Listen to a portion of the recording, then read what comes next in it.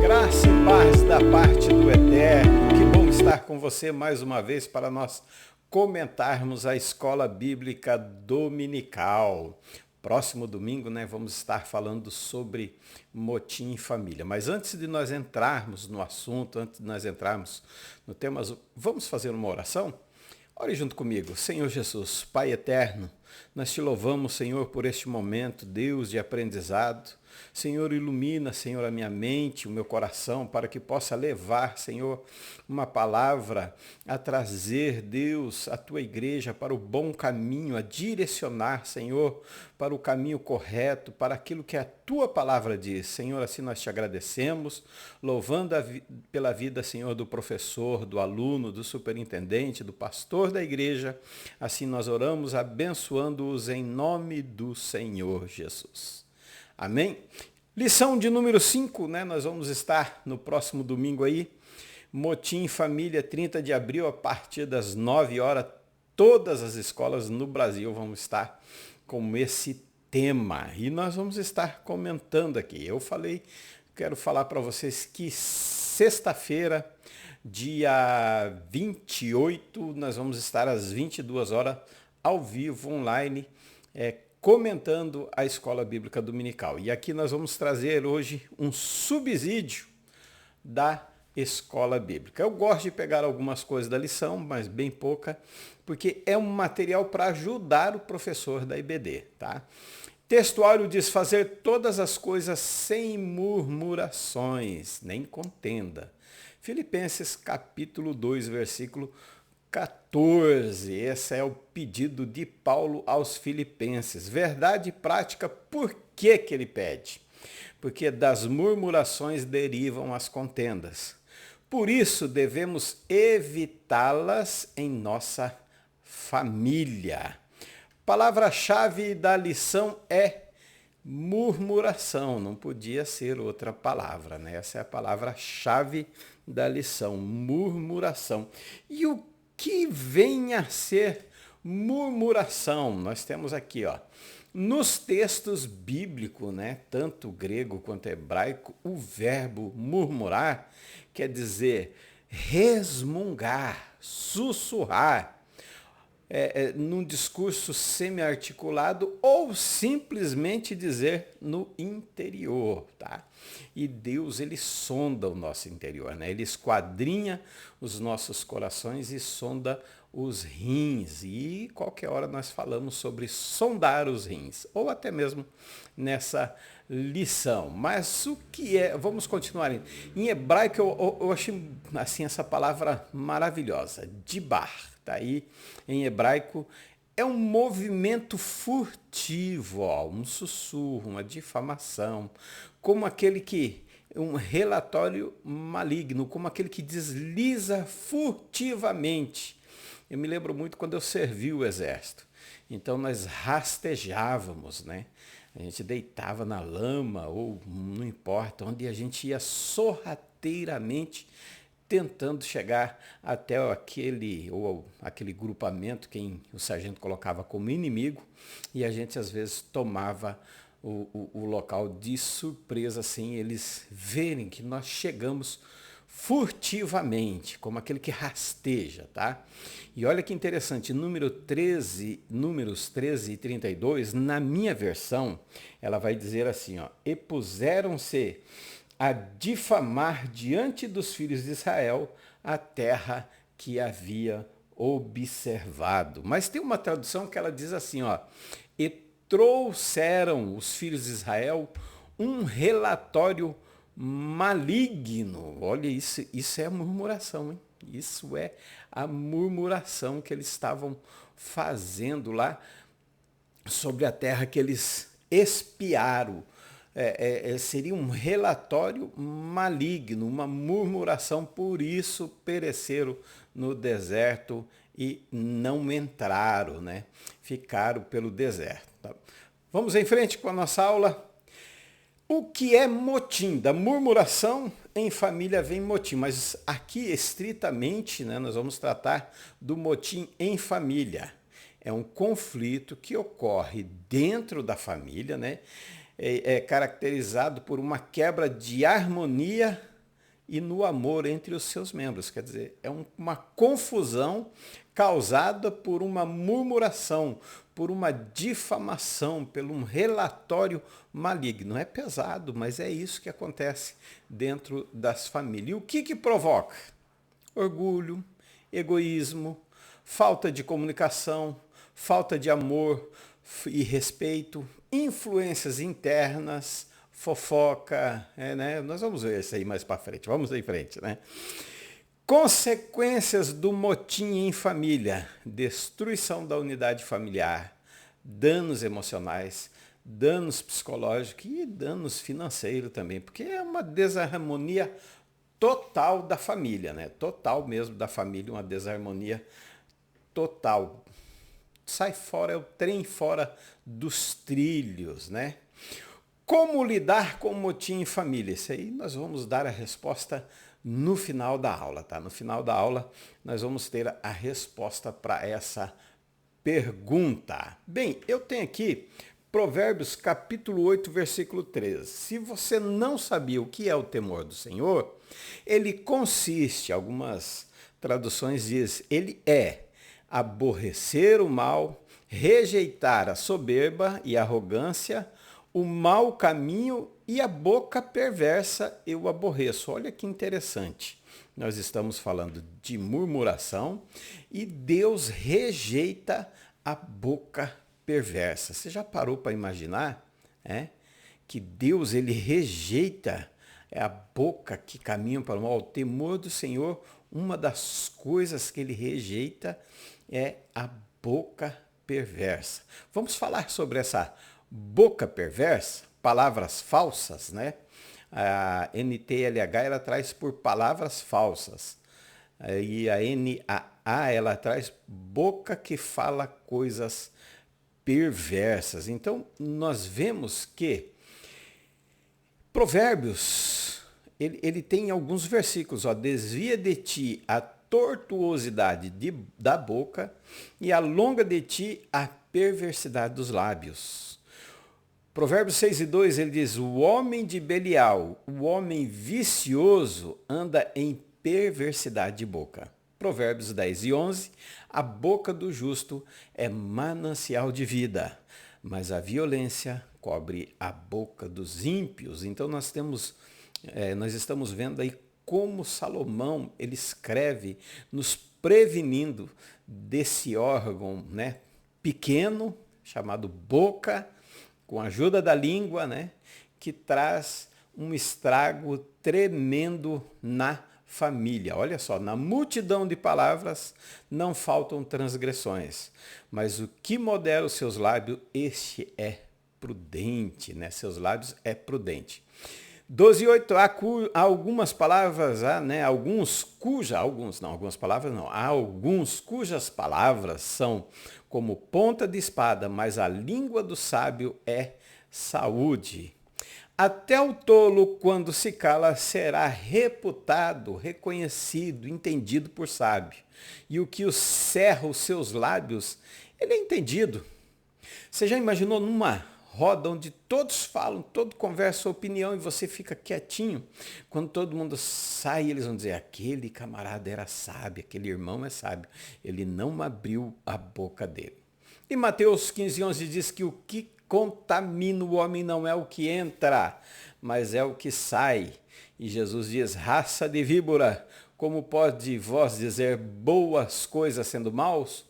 Pois do que há em abundância no coração, disso fala a boca. E como é a sua boca? Ela é perversa? Como é a sua boca? Ela é sábia? Efésios 4:29 diz assim, ó, não saia da vossa boca nenhuma palavra torpe, mas só a que for boa para promover a edificação, para que dê graça aos que ouvem. E eu vou te perguntar, te questionar, como é a sua boca? Como é o seu falar no meio dos irmãos, no meio dos amigos? Como é a sua boca dentro do carro, quando você está sozinho, né? Como é a sua boca para falar do seu pastor? Como é a sua boca para falar dos seus filhos, da sua esposa? Será que o temor do Senhor está em você? Será que né? É muito fácil eu falar de você, mas será que nós, vamos colocar todos juntos, temos o temor em nossa vida? O hebraico ele traz uma palavra por lashon hará.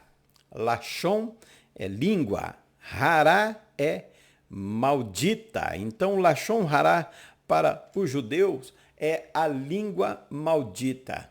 Os verbos que nós tratamos todos foram traduzidos por lepra, na realidade ele tem dois sentidos, tá? O tissará, né, que é traduzido, não é uma lepra, mas uma doença, uma punição pela língua da maledicência, que é o lashon hará, tá?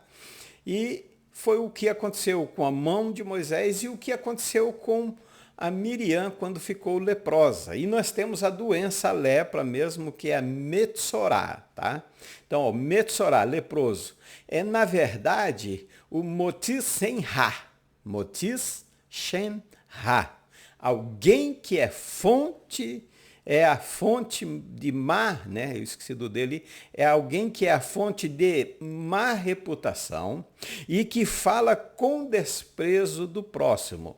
Enfim, quem tem uma boca perversa é alguém que está leproso. Eu sei, é difícil falar. Hoje, tudo que nós falamos causa assim estranheza. Ah, não, Deus é amor. Deus é amor, mas a sua palavra é verdade. E aquele que difama o seu irmão, aquele que tem a boca perversa, que causa um motim em família, como Miriam fez, foi o que Deus disse, olha, como o castigo de alguém que gospe no pai. Olha que triste.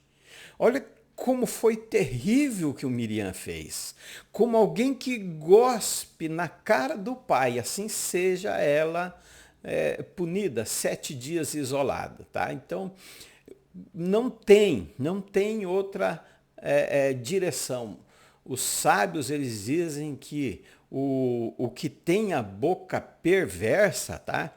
Ele é aquele, é o motis shenha, é alguém que é fonte má de reputação, fonte de má reputação e que fala com desprezo do seu próximo. Os sábios judeus que leram a Bíblia e que só leram a Bíblia na versão do hebraico, do judaica, tá? Eles dizem que há 3 condenações que não têm perdão nesta vida e nem na outra vida, nem no século vindouro. Claro que isso daí é uma questão deles. Nós sabemos qual é o pecado que não tem perdão, tá? É a idolatria, o sexo ilícito e o assassinato. Mas eles dizem que o discurso da maledicência, a boca perversa, né, o leproso que fala mal do seu irmão, é pior do que você fazer esses 3 juntos. Então você que fala mal do irmão, você que diz, fala por trás, não na frente, não é falar na frente, é falar por trás. E nós vamos ver isso. E disseram também que quem fala com essa má língua é como se negasse a Deus. E o discurso maldoso da maledicência, o discurso dessa pessoa, né, que se encontra nesse estado de boca perversa, ele prejudica aquele que está falando, aquele que está ouvindo e aquele que provocou o falatório. Então, a punição vem para os 3, mas o que é, afinal, lashon hará, né? É quando alguém aponta algo negativo de uma pessoa. Ah, pastor, mas o fulano está errado. O fulano, ele fez isso e causou, sim, ele está errado, mas não é para falar mal. Mas a minha esposa não é para falar mal da sua esposa. Ah, mas o meu filho não é para falar, é para você ir corrigir. A intenção tem que ser sincera. Se eu for falar mal de alguém, eu tenho que chamar uma pessoa, contar o que está acontecendo de mal e dizer, agora vamos lá conversar com ela, tentando corrigir o erro. Se não ouvir essa intenção sincera de corrigir ou melhorar a situação, você está praticando o Lashon Hará, tá? Essa comunicação pode ser de várias formas e acontece muito hoje. Face a face, junto com a pessoa, numa conversa pessoal, né?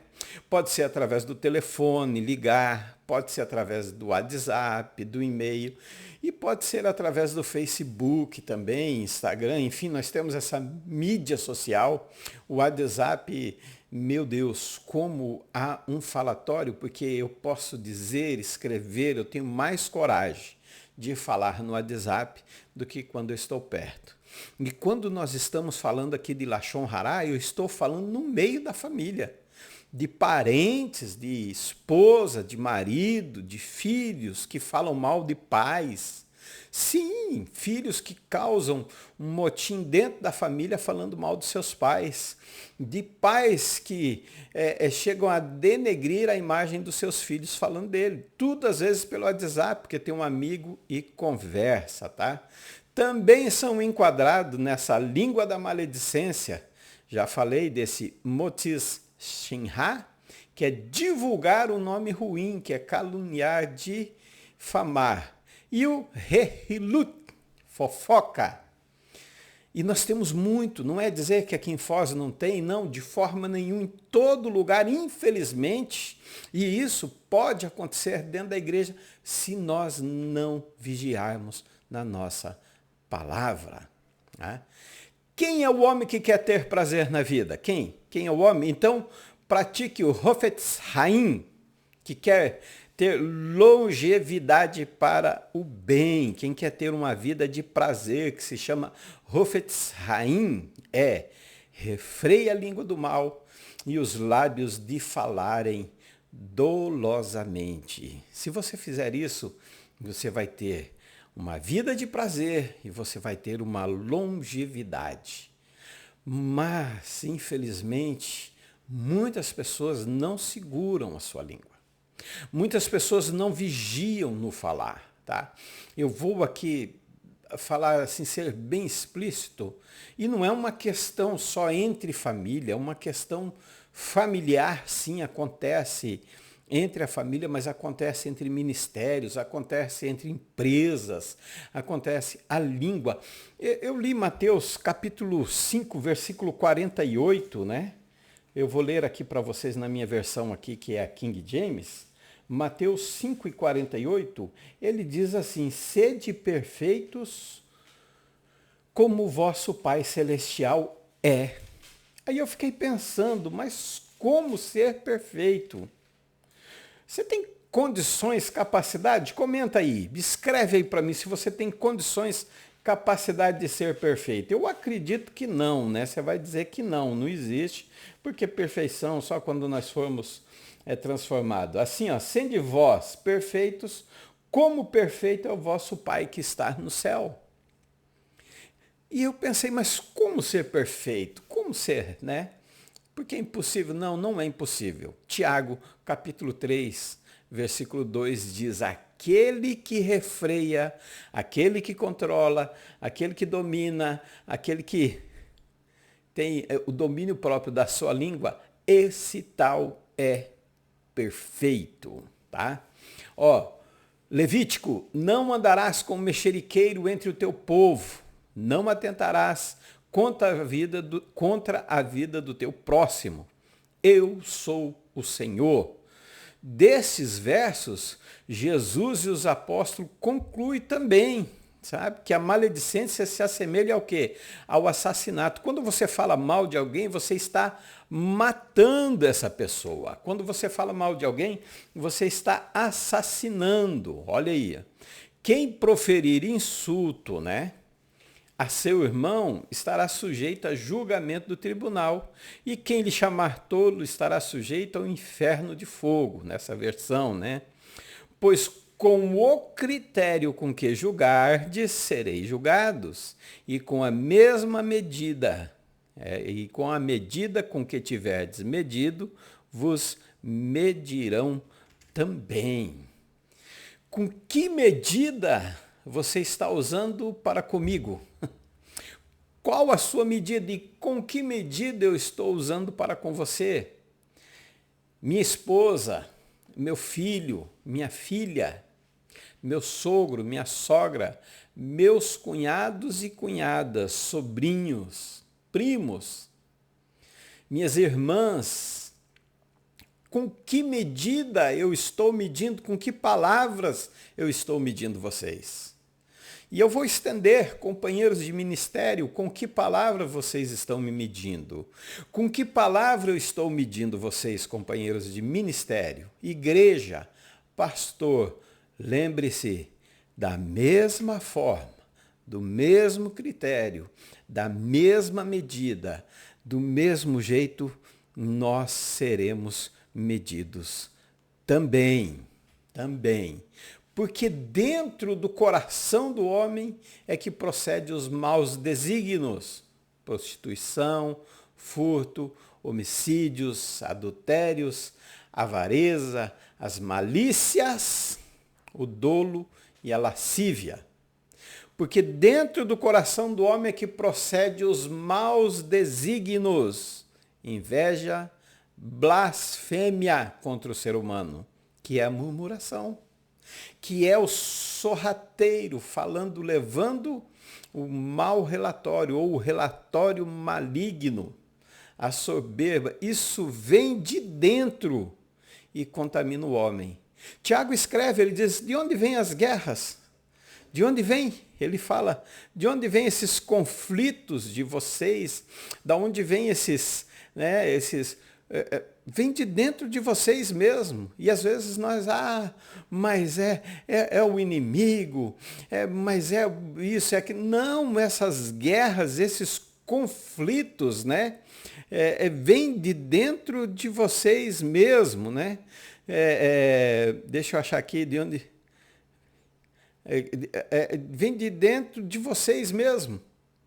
Tiago 4, vamos ler? Tiago capítulo 4, versículo 1. Aqui Tiago 4, eu gosto dessa versão King James atualizada. Tá? Ele diz, de onde vêm as batalhas e os desentendimentos que há entre vós? De onde, se não das paixões que guerreiam dentro de vós? Cobiçais e nada tens, matais e invejais, porém não conseguir obter o que desejais. Viveis a brigar e promover contendas, todavia nada conquistais, porque não pedis. Então não vem do inimigo, às vezes nós colocamos tanta culpa no inimigo, isso não vem de dentro de nós mesmo, vem dentro de mim, da minha soberba, da minha inveja, da minha blasfêmia, da minha loucura. Não estou chamando você, estou falando eu. Tá? Ora, a língua é um fogo, Tiago 3,16, ele diz, é um mundo de iniquidade. E o interessante é que para você colocar fogo numa floresta, nunca começa com uma chama enorme. Claro, se cai um avião lá, enfim, pega fogo, mas sempre é o que esses incêndios que começam? É uma bituca de cigarro que jogam lá, é uma garrafa de vidro que o sol bate e produz uma centelha e dali inflama.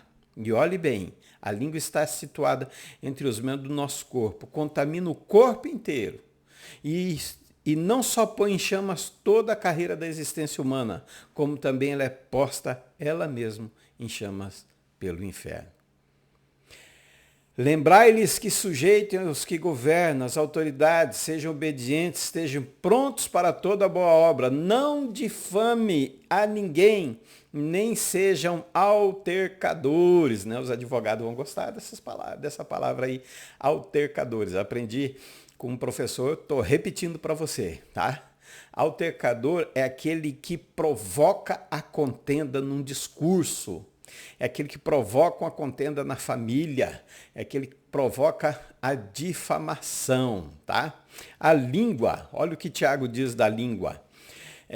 Mateus 15:11, Tiago ainda falando sobre Tiago 3:11, diz: o que contamina o homem não é o que entra, mas é o que sai. Será que sua língua está dessa forma? O que revela uma pessoa cheia do Espírito não é falar em línguas no templo, não é o talento, não é o dom, é como eu uso a minha língua na minha casa. É o primeiro local onde eu uso a minha língua. No meu trabalho, na escola, na faculdade, na roda de amigos. Por isso que há muito motim em família, porque eu já começo em casa a não controlar a minha língua. E cuidado com essas palavras, porque se você não tirar o lixo da sua casa, um dia você vai ter que tirar sua casa do lixo. Comunicação, oxigênio, você tem que conversar, você tem que sentar com a sua esposa, com seus filhos, você tem que ter diálogo, porque dentro de uma família tem o sanguíneo, tem o fleumático, tem o colérico, tem o melancólico, tem tudo isso. Se nós não termos diálogo, bem provável que haverá contenda. A direção, a língua é capaz de dirigir seu casamento, seus filhos, sua vida. As palavras, elas dão direção. Tiago diz que a língua é como um leme, os freios do cavalo que controla, é um pequeno órgão, mas que controla o corpo todo. E suas palavras revelam o destino, para onde você está indo, para onde está indo os seus alunos da escola dominical, para onde, qual o testemunho da crença, no que ou em quem seus alunos estão acreditando, que tipo de professor que você está sendo dentro da sala de aula. Começa em casa, termina na sala de aula. Não começa na sala de aula e termina, não. Começa em casa o seu testemunho. Depois vai para a sua sala de aula. As palavras elas de ensino, elas pavimentam o caminho para o seu futuro e te levam a um destino. Com essas palavras que você está usando, onde você quer chegar. As palavras são como sementes que você planta na sua família.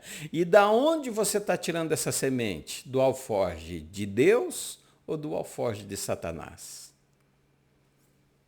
Provérbios 18:21 diz: a morte e a vida estão no poder da língua, e aquele que ama comerá do seu fruto. Então, palavras geram vida ou morte? Qual mundo você está criando com elas? Que ambiente que você está criando na sua casa? Qual é o destino que você está dando ao seu casamento? Qual é o destino que você está dando aos seus filhos? Palavras direcionam.